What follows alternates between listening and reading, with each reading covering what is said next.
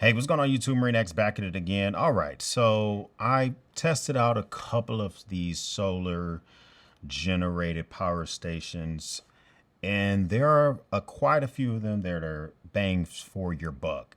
I'm a big fan of EcoFlow. Right behind them is probably Anchor.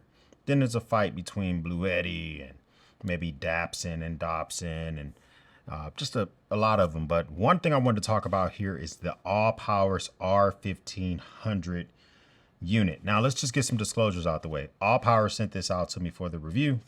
They didn't pay me any money for the review. As a matter of fact, I think they sent this out to me like 8 months ago. So I've had a lot of time to really get myself familiar with this unit. And so I feel like I got a very good opinion about the unit itself. They don't get to see the video before it posts. Matter of fact, they're going to be seeing it the first time with you guys. And that, I think, will make this a very interesting purchase. Now, there are a lot of cons with this unit, a lot of pros with this unit, but I want you to stick with this baseline number, $499.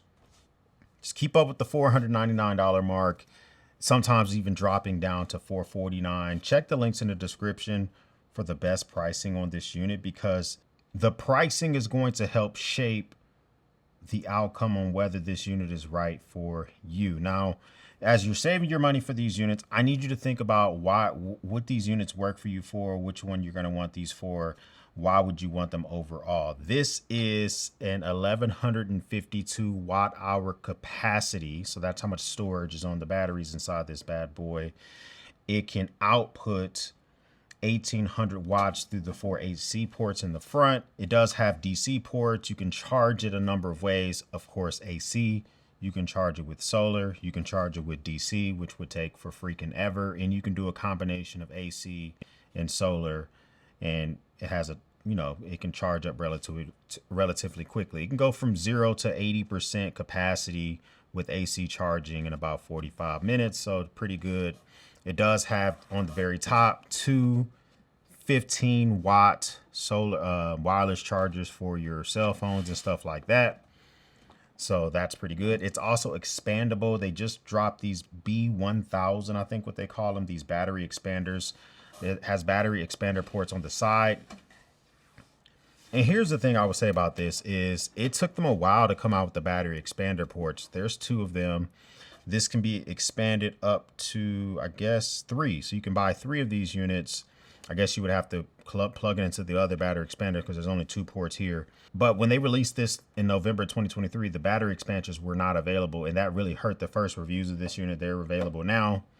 And I think that is a good thing, but that would have been nice if they would have been available off rip.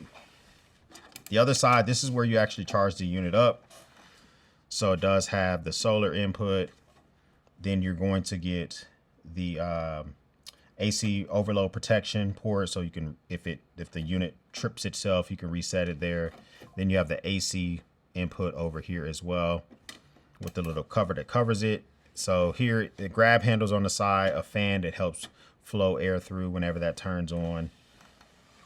The very front has 4 AC ports, which kind of makes sense for a unit that has a capacity of 1152 watt hours, and it's pumping out at any given time. It can pump out 1800 watts. So it doesn't really need more than this many ports if it's pumping out 1800 watts. So if you run it at 1800 watts, it's going to run for less than an hour. So, you got to think about that anyway. It does have 2 USB-C ports at 100 watts each. And then it has 2 USB-A ports that can do 18 watts. It has an independent button, which turns those on really easily. I like the fact that that's easy to do. You can turn on the AC ports very easily. It doesn't have the barrel plug. So like if you want to run different items that can do barrel to barrel, like I run monitors from some of my camera equipment off of that. But most people don't use those anyway. Those are the things that are featured about it. Let me tell you my pros. I've wrote down some pros. It is very versatile. It does have the ports that I like. I like the capacity. This is most comparable to like the EcoFlow Delta 2, the EcoFlow Delta 3 Plus. Both of those are about a 1024 watt hour capacity. This is 1152 watt hour capacity, so a little bit more watt hour capacity. I did test to see what total usage for the watt hours that are stored in here, how much can you actually get out of the unit. And for my testing, I plugged in two 70-watt fans, and I wanted to do a very long test and try to keep the fan of this unit from running immediately. So I plugged up two 40-watt or 70-watt fans. You know, they spiked a little bit. You can see here that I got 146 max watts, and I was able to get a little bit less than a kilowatt out of this unit. So I'm not the best mathematician in the world, but if I take 918 and I divide it by 1152, it says I'm getting about 80% capacity out of the AC ports. Now, I may have did the math wrong. Let me know in the descriptions down below. Maybe I did that wrong or whatever, but that seems to be below average from other testing I've done on similar units. Now, why would that be? To run the fan, you know, it does take power to run the fan of this unit, and this unit shuts itself down at 5%.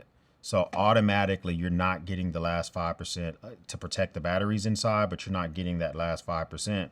So that's going to hurt how much power you can get out of this unit. So 79%, 80% is a little bit below average. For instance, out of my Delta 2, I got 89% out of the AC ports. My Delta 3 Plus, I think I got 88%. I'll do those and talk about those reviews when those come. But we got to think about the dollar per watt hour, because if you are spending $4.99 right now, I haven't seen this thing go back above $4.99 in months, and you divide that by 1152, you're really getting this thing for 43 cents a watt hour. And I've seen this thing drop down as low as $4.49, and at that point you're getting this thing for 38 cents, basically 39 cents a watt hour. So now it's like, can you overlook some of the cons that I'm going to continue to tell you about this thing? Possibly, but let's just continue down the pros. So it does have a good capacity, although I did mention how much I was able to get out of that capacity. I think it's pretty versatile. It does feel like it's built like a brick, and to have these bigger batteries, it's pretty lightweight. I think I like the grab handles on the side. It's easy to lug around, and some people see this as a con. I kind of see it as a pro. It can get 650 watts solar input from one port, even though it doesn't seem to be one of those upgraded solar panel ports. So it's like on the Delta 2 and the Delta 3. I don't have the capacity solar panels to get it. I only have I think I have up to 400 watts of solar panels, but it was easily taking that.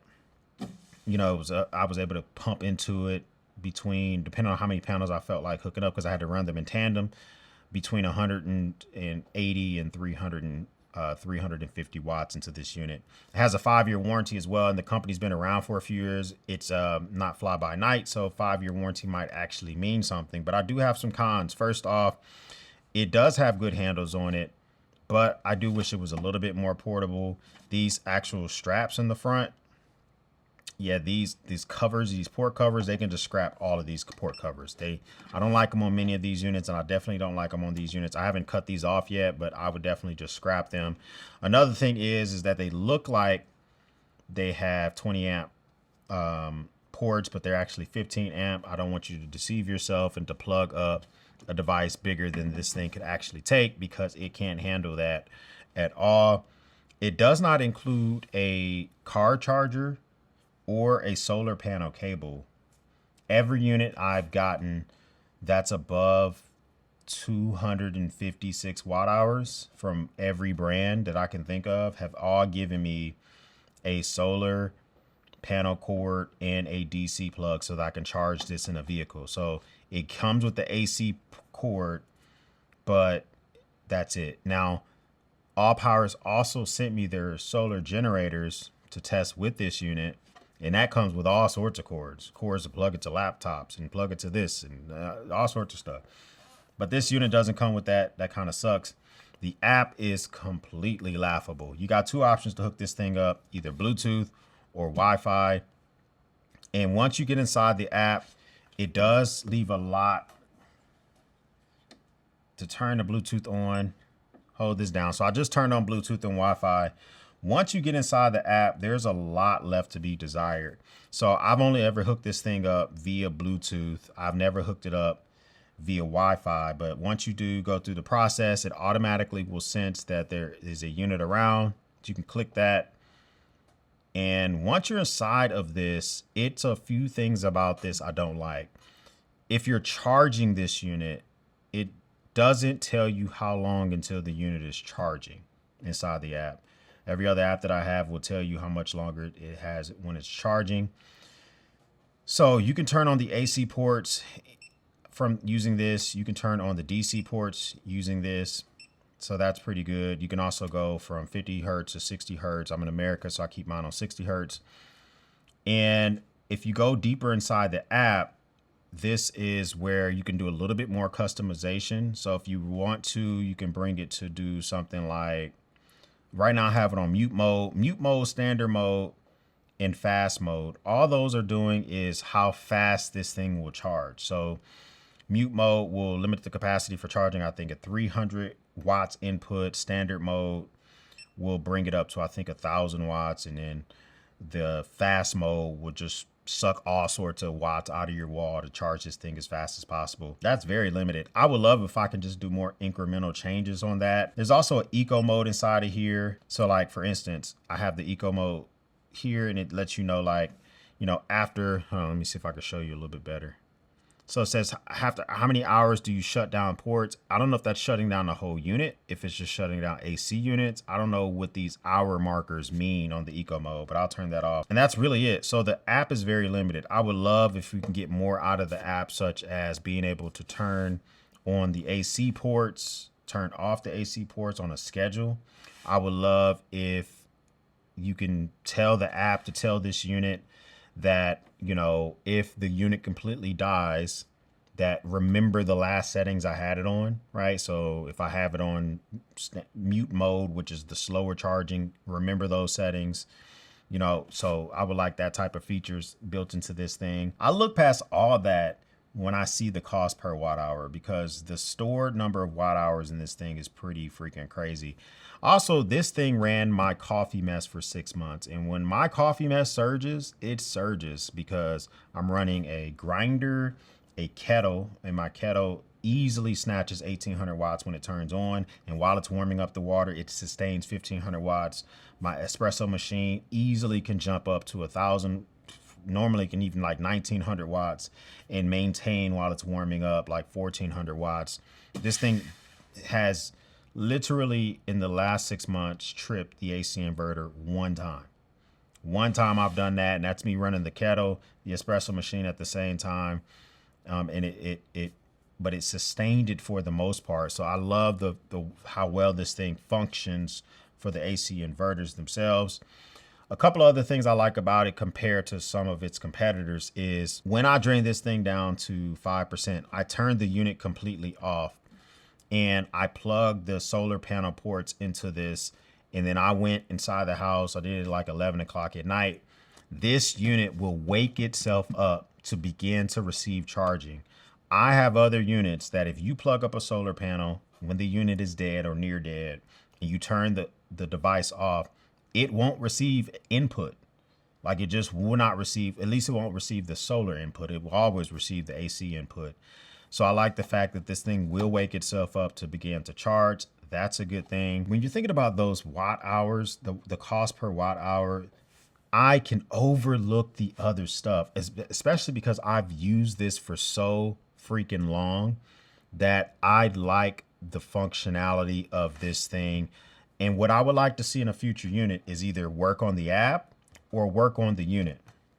Meaning you can just ignore the app.